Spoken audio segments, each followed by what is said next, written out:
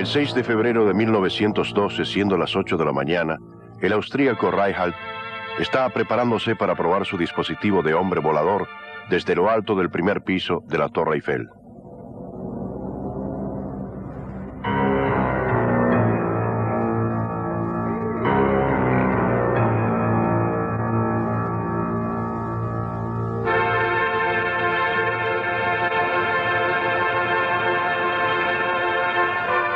A las 8:05, él se arroja al vacío.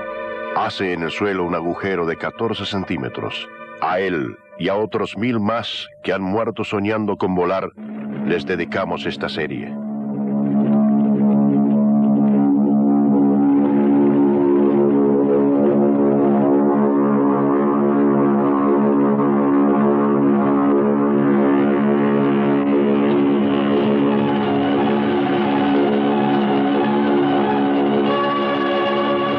La historia de la aviación, por Daniel Costel. Emisión número 1. Volar. Hoy en día este joven campeón de vuelo libre, Alain Hynek, se ha transformado en Ícaro, el primer hombre que voló según dice la leyenda. Ello sucedió en la isla de Creta hace muchísimo tiempo. Él y su padre, Dédalo, eran prisioneros de los cretenses. Para evadirse idearon un plan. Se pondrían sobre los brazos grandes alas de plumas y las pegarían con cera. Ícaro subió demasiado alto en el cielo. El sol hizo que la cera se derritiera e Ícaro cayó al mar. Dédalo, que no pensaba en otra cosa que no fuera la evasión, logró planear hasta la libertad. Y fue en aquellos tiempos mitológicos que nacía la aviación con su primer piloto y su primera víctima.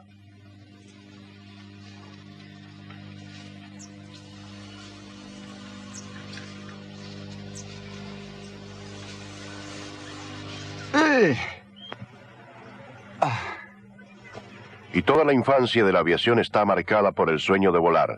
Pero ¿qué hacer? El hombre está tan apegado a la tierra que en todos los tiempos la primera idea ha sido siempre la de imitar a los pájaros. Cuántos esfuerzos patéticos, cuántos inventos, uno más complicado que el otro. Cuántos inventores locos o no tan locos. La historia ha olvidado sus nombres. El primero que recuerda la historia es un gran pintor que se soñaba ingeniero, Leonardo da Vinci. Su imaginación era inagotable. Él diseñó extraños objetos voladores a partir de estudios sobre los pájaros y los murciélagos. Diseños y maquetas se conservan en el Museo de Clos-Lucé gracias a un joven entusiasta, Jean Saint-Brie. He aquí una extraña máquina. Como pueden ver, las alas están diseñadas como las de un murciélago, inspiradas en un murciélago, creando un sistema de alas de vuelo batiente. Leonardo se decía, si los pájaros consiguen volar batiendo sus alas, ¿por qué no los hombres? Y ahora miren esta máquina. El hombre se extiende boca abajo. Con sus manos levanta. Por un sistema de correas y de poleas, levanta las alas y con un puntapié muy seco, las baja. Un inventor inglés trató de reconstruir antes de la guerra este aparato de 1495. He aquí los resultados. Leonardo da Vinci no había encontrado la solución. Después de él, 3 experiencias de veras novedosas. La primera de un jesuita que inventa un pequeño barco y 4 bolas de cuero. Él cree que haciendo el vacío en su interior logrará que el barco se eleve. Hay un velo, hay ramas en forma de velo y él espera desplazarse. Una de las primeras ideas sobre máquinas más livianas que el aire por Francesco Lana, un jesuita de Brescia, Italia, en 1670. Sin embargo, se regresa rápidamente a la imitación del pájaro, como Besnier, un cerrajero de Sablé en la región de la Sarthe, en 1678. Como el marqués de Bacry, él planea por encima del Sena y se estrella contra un barco lavadero en 1742. Y aquí vemos que en Versalles el rey Luis XVI va a asistir a un curioso espectáculo, la demostración de una máquina completamente nueva. En la corte no se habla de otra cosa, es de papel, dicen, eso es imposible, pero sí, son los fabricantes de papel quienes la construyeron. ¿Y cómo se llamaban? Los hermanos Montgolfier. El Montgolfier fue verdaderamente una novedad extraordinaria, exactamente como este, no muy diferente. Es un globo bajo el cual se hace calentar aire y, como ustedes saben, siendo el aire caliente más liviano que el aire frío, permite que el globo se eleve.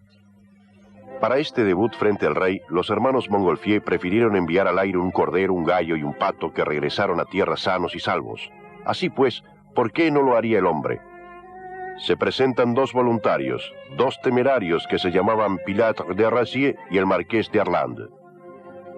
Ellos llegan y el globo está listo. Es en el castillo de la Mied y todo el pueblo de París está allí enmudecido. El globo está listo. Ellos llevan la paja que necesitan y la lana que necesitan para quemar, y Pilatre de Razier y el Marqués de Arland harían como yo. Se subirían al globo.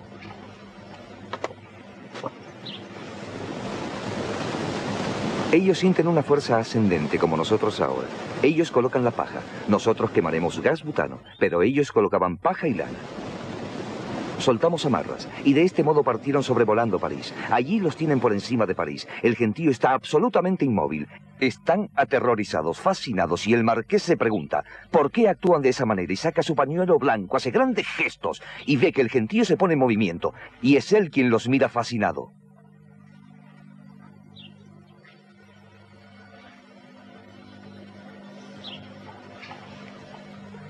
Esa mirada maravillada de Pilatre de Razier y del Marqués de Arland, los primeros hombres que ven la tierra desde el cielo, es la misma que tendrán millares de aeronautas de allí en adelante.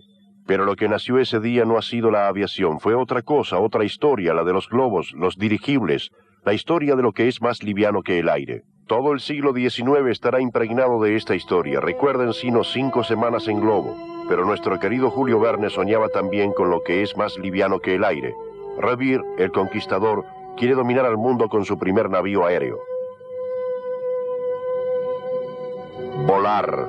Qué esfuerzo prodigioso a lo largo de todo el siglo XIX hacía la máquina piloteada y más liviana que el aire. Es el siglo de las máquinas, y lo que hace falta inventar es una máquina voladora. De todas estas búsquedas, el Museo del Aire de París guarda los planos, las maquetas, los modelos reducidos, la mayoría de las veces muy extraños. El Ariel, del inglés William Henson. Un gran avance sobre el concepto de las estructuras, inventa los largueros y los armazones en 1847. Los estudios sobre las formas de las alas. Las del francés Félix du Temple en 1857. Las del ruso Telechev en 1867.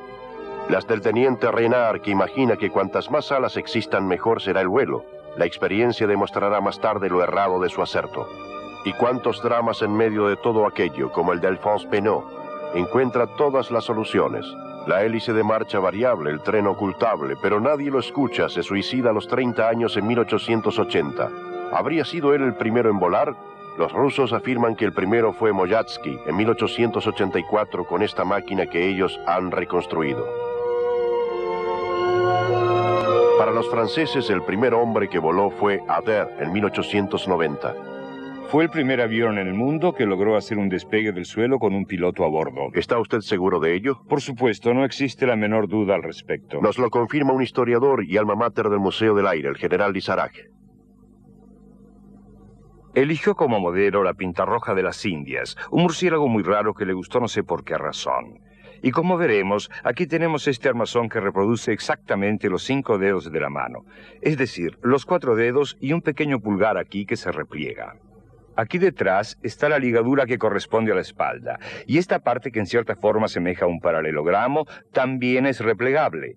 Ahora todo esto tiene un aire a... En fin, uno se pregunta si era algo serio o no. Adair era un ingeniero y un mecánico realmente extraordinario. Clément Adair fue un inventor genial. Ustedes deberían pensar en él todos los días al desenchufar la ficha de su teléfono. Fue él quien la inventó, pero también fue un espíritu atormentado, brumoso, lleno de fantasmas. Este murciélago mecánico lo puso a prueba el 9 de octubre de 1890 en el castillo de Armenvier, cerca de París. Esta es una maqueta realizada por el ingeniero Champson. Como el motor a explosión aún no existía, Adair había fabricado un pequeño motor de vapor, una maravilla de la mecánica, 4 cilindros, 20 caballos, un cerco de seguridad en tierra refractaria. Delante de testigos, Adair realizó un salto de unos 50 metros a algunos centímetros del suelo. La maqueta no superó esa altura.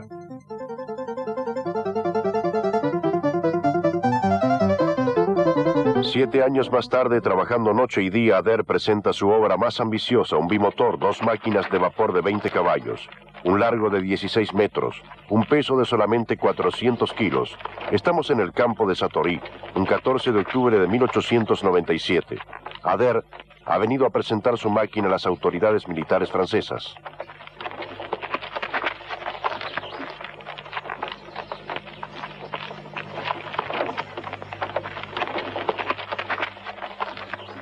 Para él, esta es su última oportunidad. Sus esperanzas están puestas en que el ejército compre su máquina. Les dice, quien sea dueño del aire, será dueño del mundo. Enciende el vapor y las grandes hélices, que parecen plumas de pájaros exóticos, se ponen en marcha. Son las 5:15. Algunos segundos más tarde está en una zanja. Ha realizado un salto incontrolable de 300 metros. Es muy poca cosa y el ministro de Guerra rechaza el proyecto. En la actualidad, el gran murciélago de Adair descansa en esta catedral de la ciencia que es el Conservatorio de Artes y Oficios. ¿Voló? ¿No voló? Poco importa. Había hecho avanzar las cosas también él con su aporte. Y por sobre todo, nos había dejado un hermoso regalo, el nombre de su máquina. La había bautizado Avión, un verdadero acierto. Después de Adair aparecen sobre los cielos de las postrimerías del siglo XIX los planeadores de Otto Lilienthal. ¿Todavía una forma extraña? No. Lilienthal es el verdadero antepasado de los hombres del aire, como Alain y Binek. El primero que tuvo la idea de genio de replantear correctamente la pregunta, es decir, no cómo vuelan los pájaros, sino por qué vuelan los pájaros, es un alemán, es Otto Lilienthal, quien en 1891 construye un primer aparato que se parece bastante, por cierto, al que hay aquí, que es un aparato que tiene la misma superficie portátil de 20 metros cuadrados, que tiene forma de delta. Y construye, pues, este aparato después de varios estudios hechos por él y de la pregunta inteligente que se planteó. No cómo vuelan los pájaros, sino por qué vuelan los pájaros. Y desde el momento en que descubre por qué vuelan los pájaros, sobre todo los pájaros planeadores que observa detenidamente, encuentra la respuesta. Los planeadores de Lilienthal o del francoamericano Octave Chanute traen consigo un tipo de ala maniobrable, un progreso decisivo, en el mismo momento en que aparece otro hito del progreso, el motor a explosión. Llegan juntos y la aviación va a nacer. Será el americano Samuel Pierpont Langley el primero en instalar un motor a explosión en una máquina de forma ya moderna en 1902. Un motor de 5 cilindros en estrella, pero de una fuerza de más de 50 caballos. Langley probará su máquina el 3 de octubre de 1903 sobre un río de los Estados Unidos, el Potomac. El avión fue lanzado desde una especie de catapulta sobre el techo de una lancha que marchaba río abajo. Esta era una idea un poco, digamos, rara que compartían los precursores. La idea de que sobre el agua sería menos daño en el caso de una caída. Así que bajaron por el Potomac y al salir de la catapulta, el aparato cayó inmediatamente de trompa y se hundió en el río. Por supuesto, no puede hablarse de un vuelo. Sin embargo, se estaba cerca del éxito. Siempre en los Estados Unidos, aquí sobre la costa atlántica, se habían instalado a comienzos del siglo dos pioneros de la aviación, los hermanos Wright. Ellos habían elegido una aldea de pescadores, Kitty Hawk, en Carolina del Norte, porque más allá de sus dunas boscosas, tenía excelentes terrenos arenosos en pendiente y con mucho viento. Un lugar propicio para probar sus planeadores. Y estos dos prósperos industriales abandonaban durante el invierno su fábrica de bibliotecas de Dayton, Ohio, para venir a acampar en esta pequeña cabaña.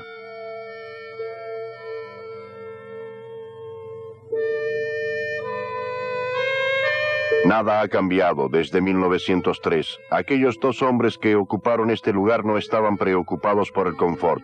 Ellos trabajaban sin descanso, obsesionados por lo desconocido, por la enormidad de los problemas a resolver.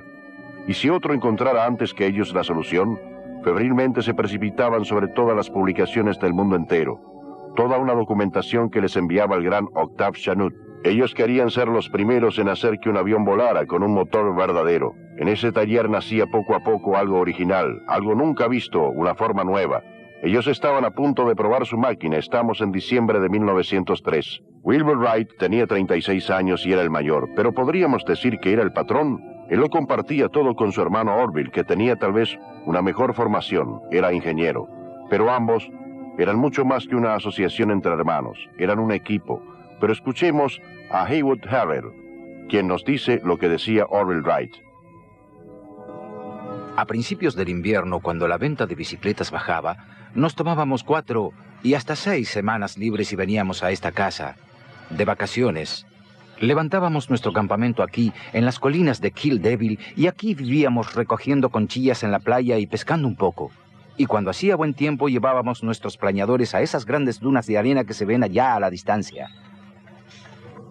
Este aparato es muy parecido al planeador de 1902 que volamos sobre las colinas de Kill Devil un año antes. La gran novedad de esta máquina era el motor a explosión de 4 cilindros que nosotros mismos diseñamos y construimos.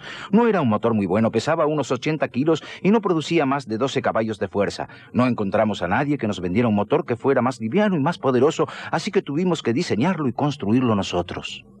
Aquí, para enfriar el motor, había un radiador a agua que tampoco funcionaba muy bien. Por razones de seguridad, preferimos tener un tanque de nafta pequeño.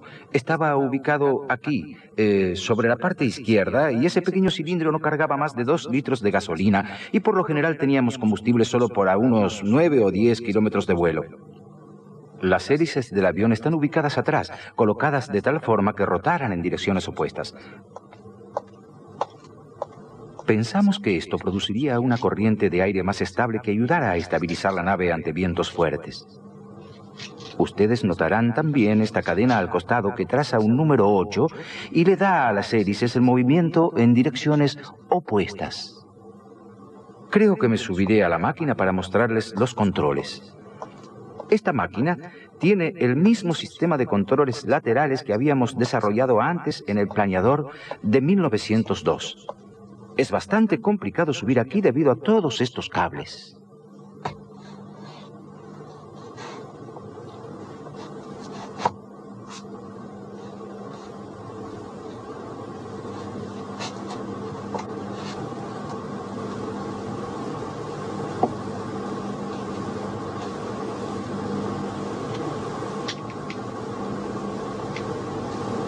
Como pueden ver, no teníamos asientos en nuestra primera máquina. Teníamos que volar recostados en el suelo apoyando el bajo vientre en este dispositivo. Con un movimiento muy simple de las caderas, modificábamos la inclinación de las alas de la nave y cambiábamos la disposición del ala al cambiar la cantidad de peso para poder mantener el nivel de la nave, haciendo inclinaciones hacia la izquierda o a la derecha. El control vertical lo hacíamos con la mano izquierda y este elevador al frente debíamos utilizarlo cuando queríamos subir o bajar, por supuesto. Este sería el control vertical del aeroplano.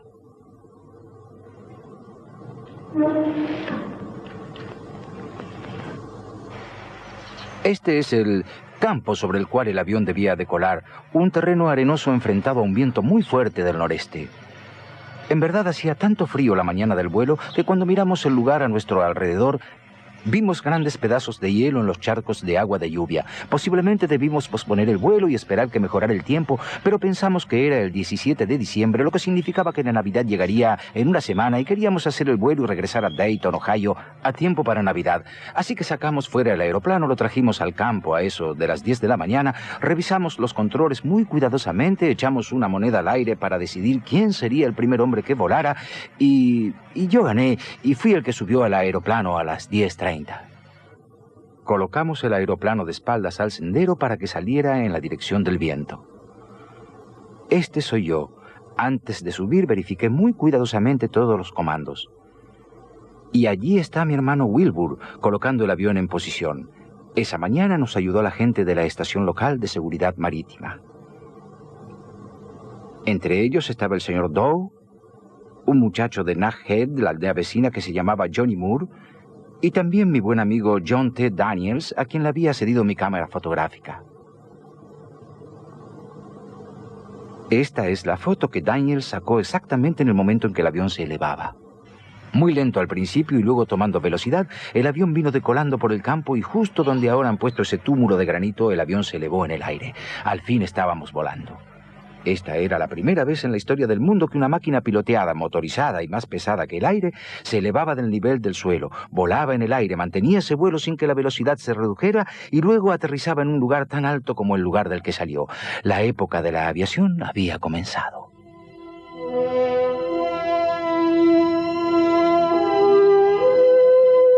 Era la primera vez, el primer vuelo de un avión, el 17 de diciembre de 1903.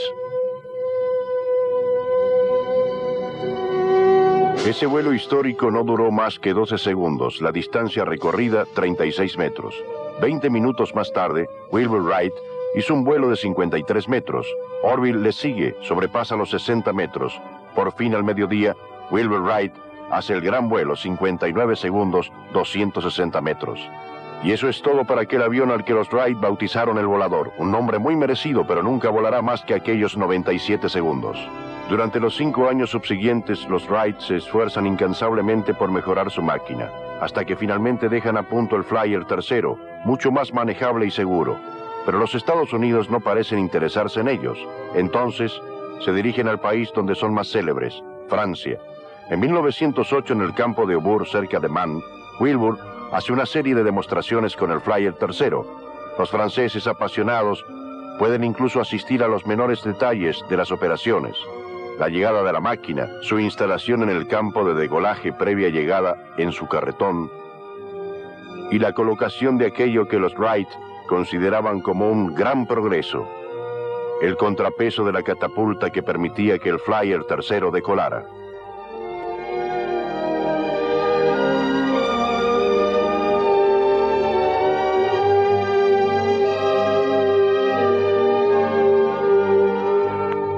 Y Wilbur Wright va a realizar una gran hazaña, el primer vuelo a más de 100 metros de altura.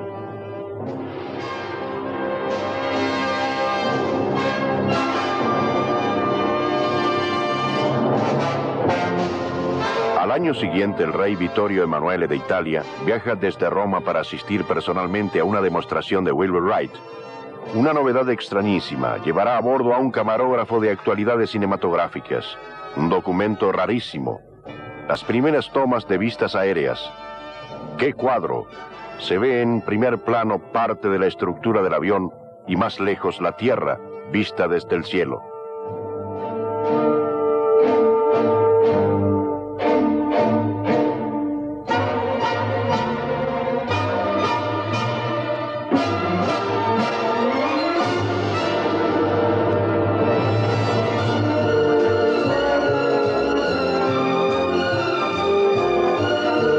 En esos momentos que los Wright se enteran con tristeza de la muerte de un gran pionero de la aviación, su amigo, el capitán Ferdinand Forbert.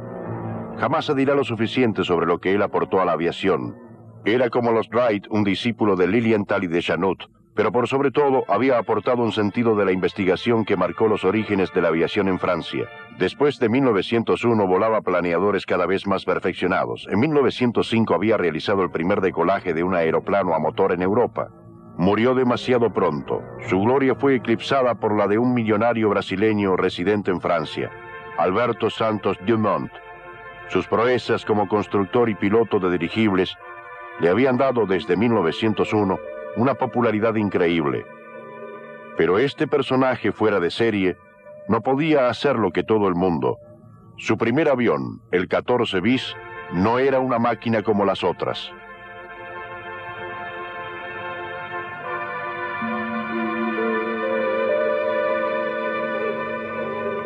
Él había elegido una fórmula Pato, es decir, que el avión que ustedes ven aquí vuela hacia nosotros. Esta es la parte de adelante, la de atrás es aquella donde se encuentra la hélice, es decir, que el motor es propulsivo.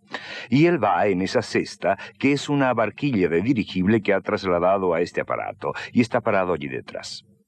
El 23 de octubre de 1906, Santos hace un buen papel.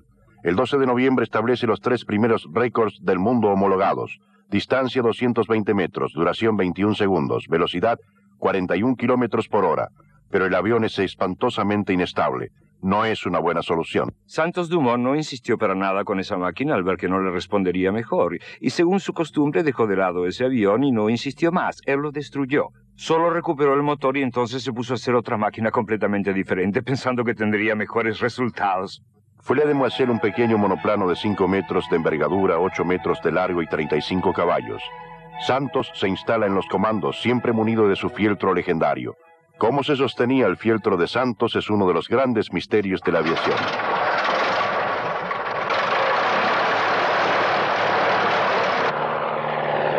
La Demoiselle fue todo un éxito. Vuela constantemente y es imitada en todas partes, un poco arreglada, munida de alerones, pero es el mismo avión reconstruido en América.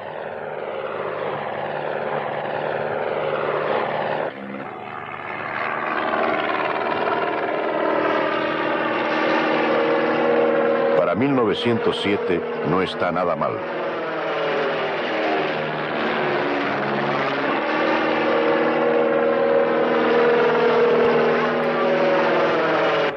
Veamos qué se hacía por aquel entonces en materia de aviación. En Dinamarca, el Hammer logró apenas que su máquina decolara.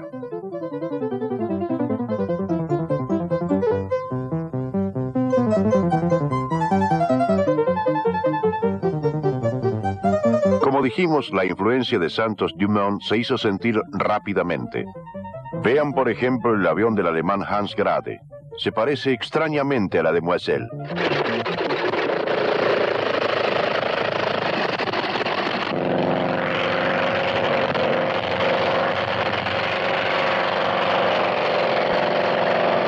Los años 1907 y 1908 son de búsqueda en el mundo. En los Estados Unidos aparece el Jumbuck, el abejorro. Este animalejo es la obra de una asociación para las experiencias aéreas, un grupo de financistas del estado de New York que quiere quitarle a los Wright su monopolio. Para el diseño del avión, se dirigieron a un joven ingeniero, Glenn Curtis, pero en una primera prueba, los resultados son bastante mediocres por la complejidad de los comandos de ese avión. Habla David Fox, osado piloto de un Jumbuck. Listo.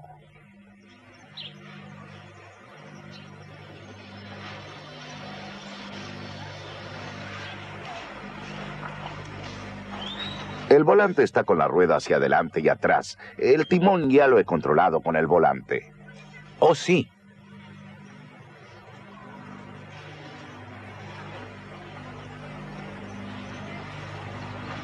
Y los alerones se mueven conmigo.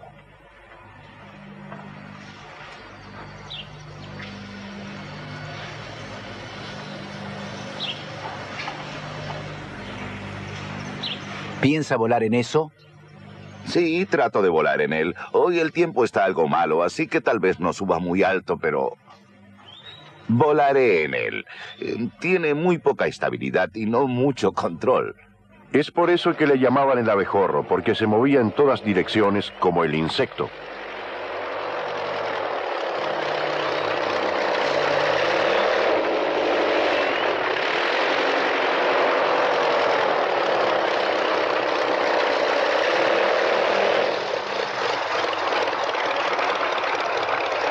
Realmente era demasiado complicado. Es un francés, Robert Snow-Pelterie, el primero que tuvo el mérito de simplificar todos esos comandos, reuniéndolos en un solo volante, la palanca de mando que hace maniobrar al avión hacia adelante, hacia atrás y a los costados. Un descubrimiento fundamental que Snow-Pelterie instala en su avión, el REP, un monoplano de novedosas líneas.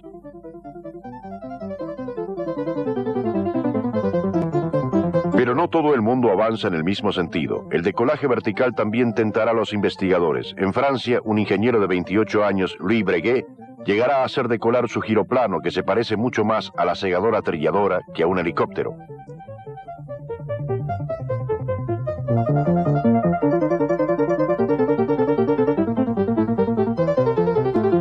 Otro joven pionero, Henri Fabre, un marsellés, trata de volar sobre el agua e inventa el hidroavión al colocarle flotadores a esta especie de mosquito, aunque ya desde 1905 se habían visto sobre el Sena las primeras pruebas de un planeador biplano con flotadores impulsado por un bote a motor.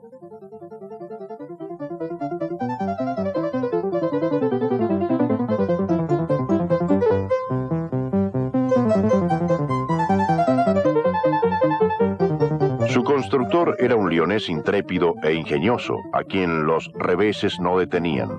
Se llamaba Gabriel Boissin, tenía 25 años y evocaba, hace de esto algunos años, la vida de un pionero de esa época. Nosotros vivimos horas extremadamente difíciles, ¿verdad? E incluso conocimos el hambre. Si yo no hubiera recibido de una de mis hermanas que vive en Brest paquetes frecuentes en los que encontraba alimentos, nos hubiéramos muerto de hambre. Y yo comprobé, y mi hermano lo comprobó también, que cuando se trabaja con el vientre vacío se trabaja mal. Pues pensar es difícil, la acción se vuelve casi imposible, ¿verdad? Y yo insisto en creer que las grandes obras no son posibles cuando se tiene el vientre vacío. Eso no lo impedirá seguir trabajando con su hermano Charles, ni lograr un primer vuelo en Bagatelle el 16 de marzo de 1907.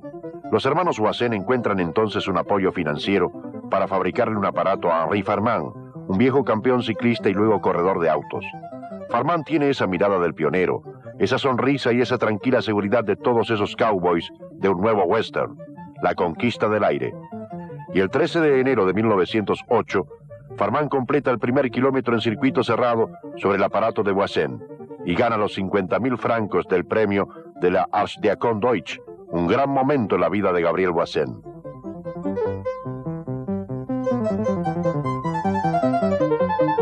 Yo creo que nos abrazamos los dos como unos tontos. En ese momento no supimos ni por un minuto que acabábamos de realizar una proeza inigualable. Ya estaban lanzados al mundo de la técnica. Voisin construyó un avión para un rico aficionado británico, Lord Brabazon, barón de Sandwich, quien bautizó al avión Bird of Passage, o sea, pájaro migratorio.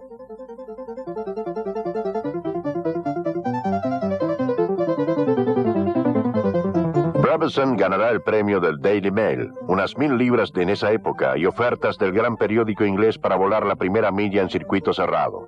Los premios se vuelven cada vez más atrayentes. Un conocido corredor de autos, Maurice de Buteau, decide comprarse un avión también él. Era el único sobreviviente de los pilotos de aquella época, aunque ahora lamentablemente ya está muerto.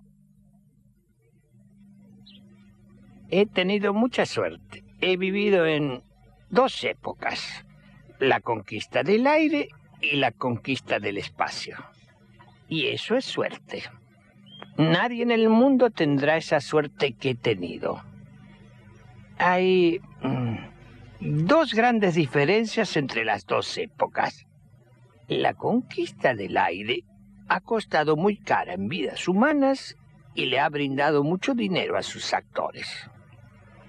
La conquista del espacio no ha sido mortífera, pero esos tipos igual han ganado mucha plata.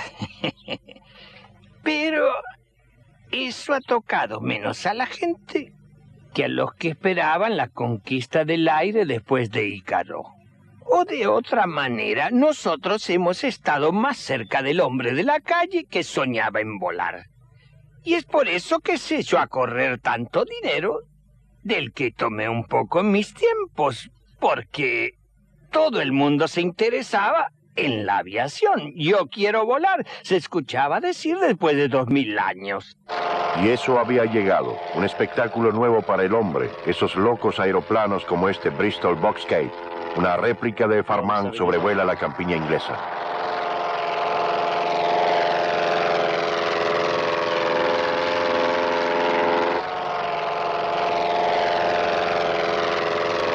Este hombre ya sabe cómo subir, bajar, dar vueltas en el aire y también alrededor de los campanarios.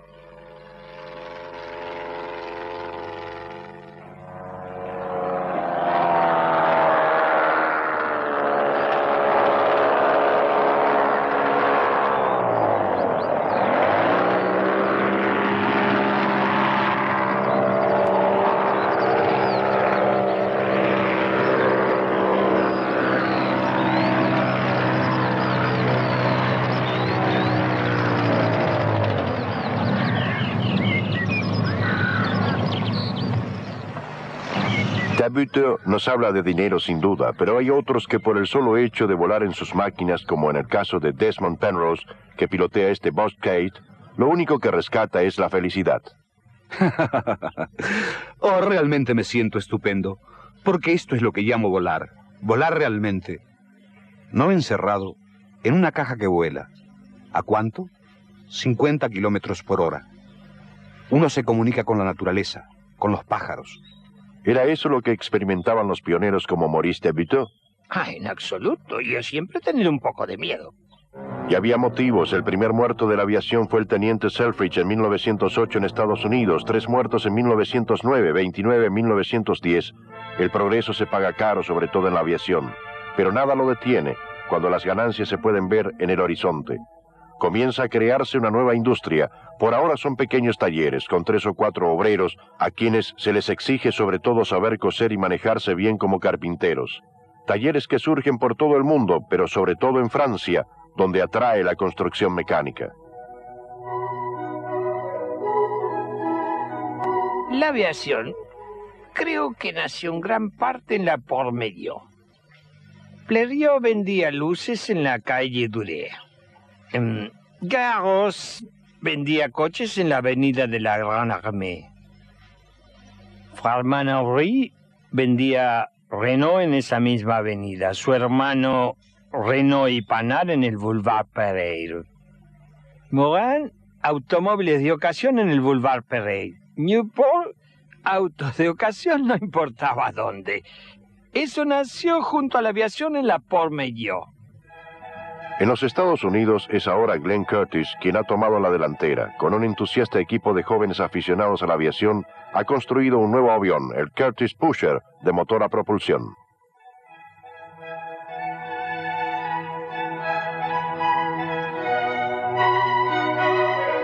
Como es habitual, es el mismo Glenn Curtis en persona quien hará el primer vuelo.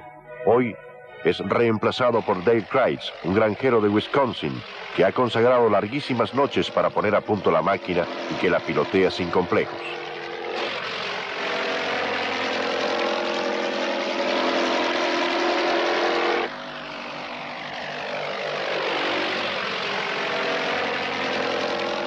Curtis está impaciente ahora por mostrarle a los europeos que él puede hacer la cosa tan bien o mejor que ellos. Sin duda sueña con ser de la partida en lo que promete ser la prueba del siglo, el cruce del Canal de la Mancha. El Daily Mail ofrece esta vez 25.000 francos oro. El concursante más serio es Lassagne y su Antoinette.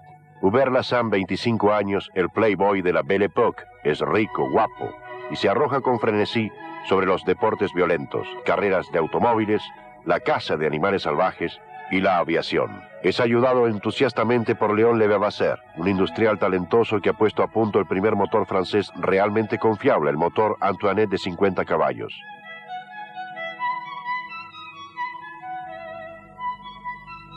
Antoinette es además el nombre del avión, y esto es porque la hija de quien financia la operación, Gastambide, se llama Antoinette. Principios de julio de 1909, la SAM está listo. Un grupo de curiosos lo acompaña a Sangatte, cerca de Calais, para asistir a su intento.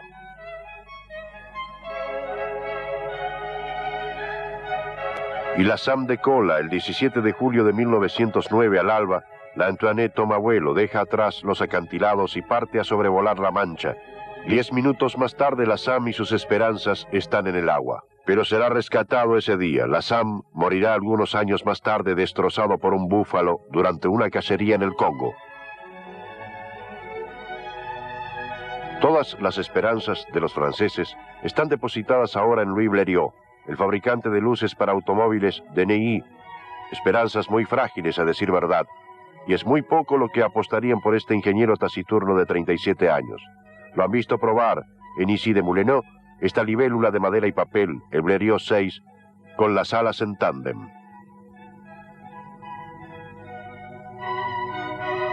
Había logrado hacer un salto de 60 metros el 10 de agosto de 1907. El 17 de septiembre de ese mismo año había recorrido 184 metros. Y en noviembre se estrellaba. Es un extraño campeón este que llega apoyado en sus muletas el 21 de julio de 1909 a Calais. Comienza a montar su avión con su mecánico exactamente como lo hacen hoy en día Jean Sally y su amigo Marcel. Jean Sally es este gran muchacho a la derecha de su pantalla, grande porque consagra su vida a la restauración de los aviones más célebres que forman la escuadra del recuerdo. Él vuelve a subir para nosotros en ese Blériot 11, en los campos de la granja Grignon, cerca de Calais, en el mismo lugar donde se había instalado Blériot. ¿Y quién puede hablarnos mejor de esta aventura que el hijo de Blériot, Jean Blériot, que ha hecho el peregrinaje con el que soñaba desde su infancia? Sí, tanto porque esto me devuelve a los lugares de su principal hazaña y me hace reencontrarme con gente que siempre fue recordada en el seno de mi familia. El señor Grignon fue el granjero que tuvo a bien albergar en aquella época ese loco de Blériot y su material. ¿Pero qué ocurría en tu familia? ¿Se lo tomaba por un loco realmente? No nos estaba permitido tomarlo por un loco.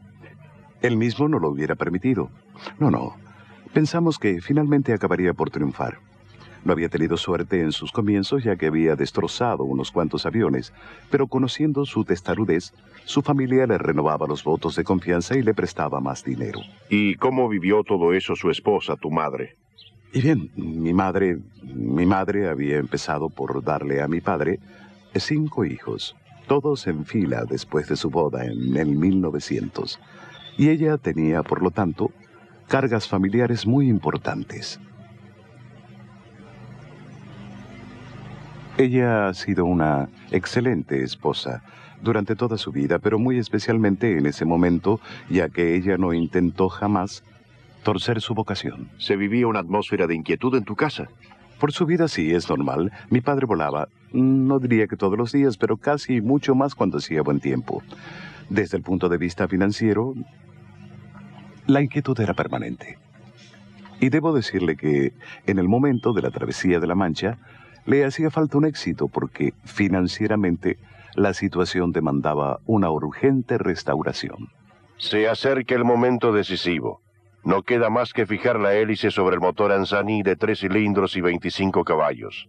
Anzani es el competidor de Levavasseur. También para él, esta partida que está por jugarse es de capital importancia.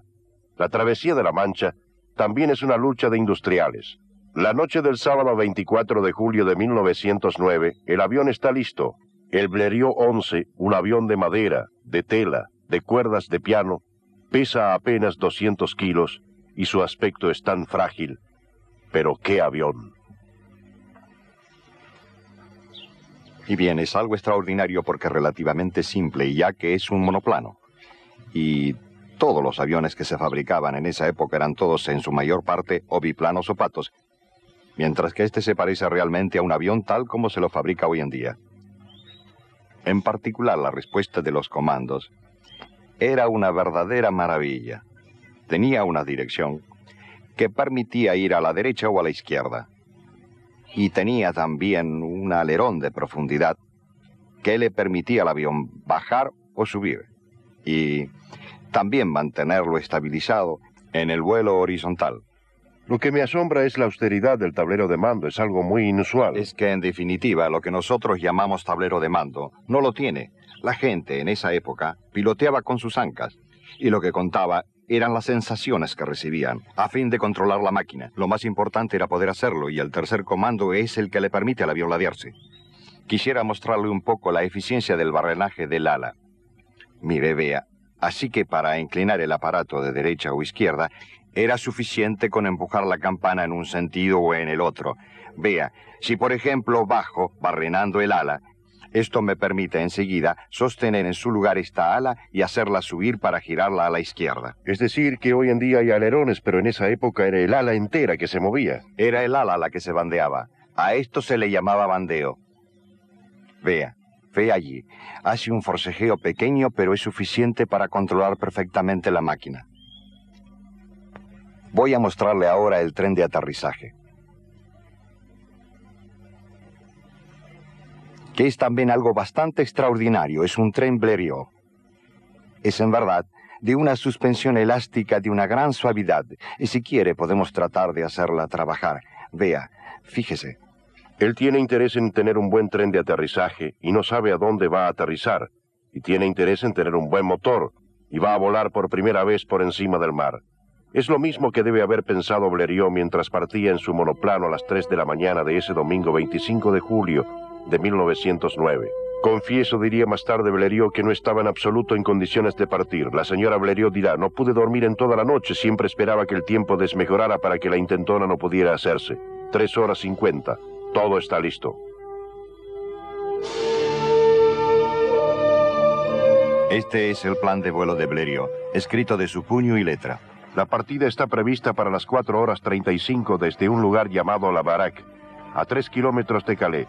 En el mar, un contratorpedero, la escopeta, espera para seguir el avión en caso necesario. Y comenzará la travesía. Blériot inicia esta parte del vuelo a nivel del agua, después la costa inglesa. Él intentará con sus 25 HP franquear los acantilados de Dover y sus turbulencias. Eso tratará de hacerse.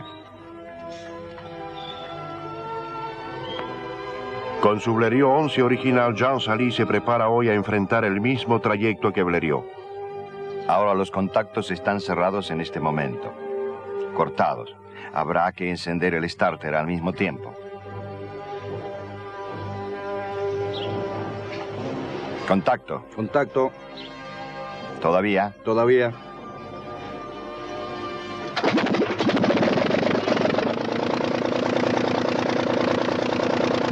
Cuatro y 10. El motor marcha a pedir de boca. Bravo Anzani. Blériot deja que suba la temperatura. 4 y 15. Blériot se inclina para verificar el cuentavueltas.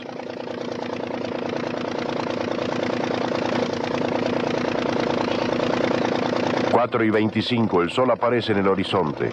Hay que decolar en ese preciso momento. Es una de las condiciones impuestas por el Daily Mail. Y Blériot parte. Y Jean Sali, él también intenta la hazaña.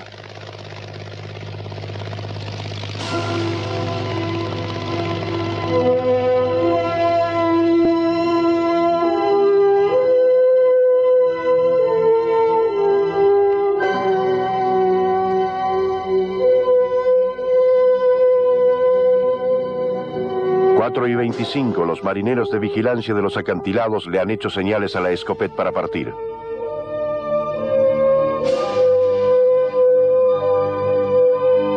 A bordo del contratorpedero, la señora de Blériot sigue con la mirada el avión de su marido. Empiezo a ser presa del terror, dice. Tiemblo de pies a cabeza. El capitán ha hecho encender las calderas. El avión nos pasa de largo. ¿Qué podría suceder, dice llorando la señora Blériot, si cayera al mar? No habrá nadie allí para socorrerlo. La angustia me tortura. ¿Qué va a sucederle solo entre el cielo y el mar?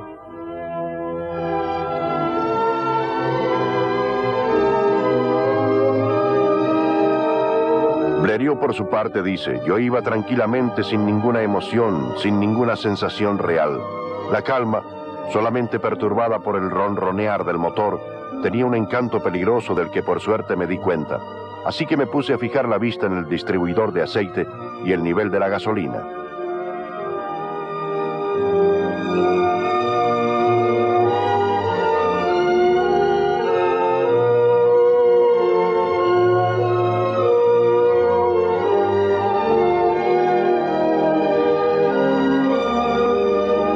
Blériot está a mitad del camino y se inquieta pues está solo.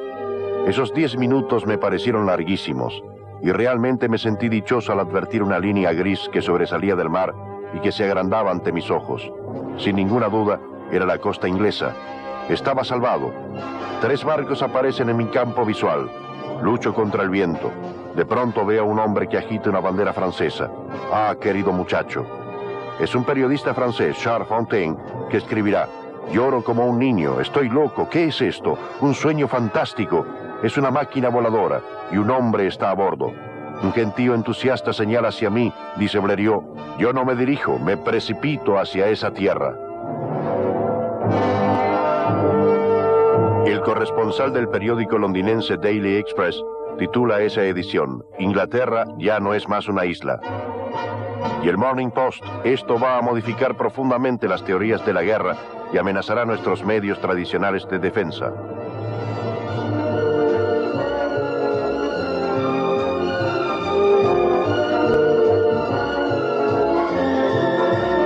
Como 70 años atrás, nuevamente un agente de la aduana viene a recibir a Jean Sali. Bienvenido a Inglaterra, señor. Muchas gracias, es muy gentil. Nuestro país Estoy muy muy emocionado felicita por su hazaña. Baje usted, señor. Un gran momento para Jean Sali, que ha puesto exactamente el mismo tiempo que Blériot, y con los mismos riesgos. Y como Blériot no habla demasiado bien el inglés. Muchas gracias. Es difícil para mí hablar inglés. But I am very happy. Se le presenta al señor Edward Grisby, que había visto la llegada de Blériot en 1909. Sí. Esta es la foto, le dice Grisby. Yo acababa de llegar. Había escuchado el ruido del avión. No habría más de unas 10 personas, más o menos. Y entre todas ellas estaba la señora Blériot, que acaba de desembarcar en Dover y que se precipita hacia él. Yo lo miro, dice ella, lo miro una y otra vez. Y es él, es el mismo hombre, siempre tranquilo. No se da cuenta de lo que acaba de hacer y no se da por enterado de que acaba de pasar a la eternidad. Hombre del norte, al fin Blériot no manifiesta abiertamente sus sentimientos. Le envía un escueto telegrama a su padre. Logré cruzar el canal. Louis. Eso era todo. El avión, el querido avión, está colocado bajo una tienda al pie del castillo de Dover y confiado a la custodia policial. Enseguida, y a pesar de que es domingo, los franceses organizan una serie de grandes recepciones para aquel que ya llaman el invasor amistoso.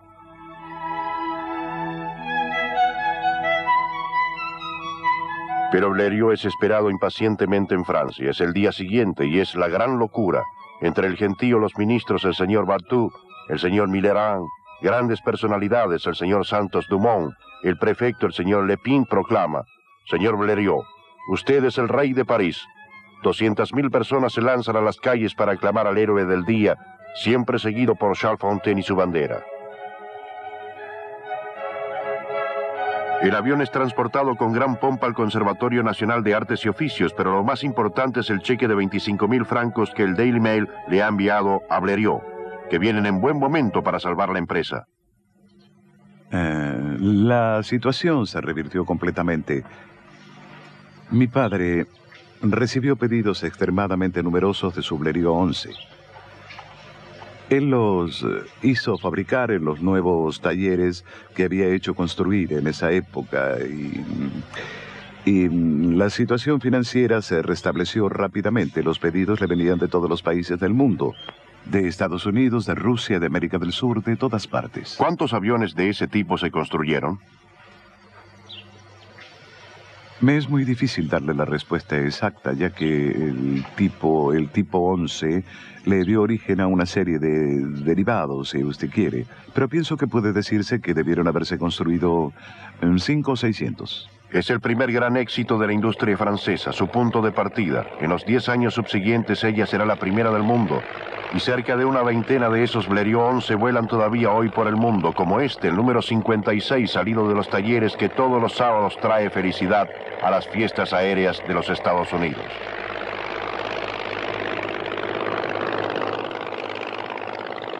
Voy a mostrarle una cosa que yo pienso va a interesarle. Es el brevet de piloto de mi padre, que tiene la característica especial de llevar el número 1. Y así fue como nació la aviación.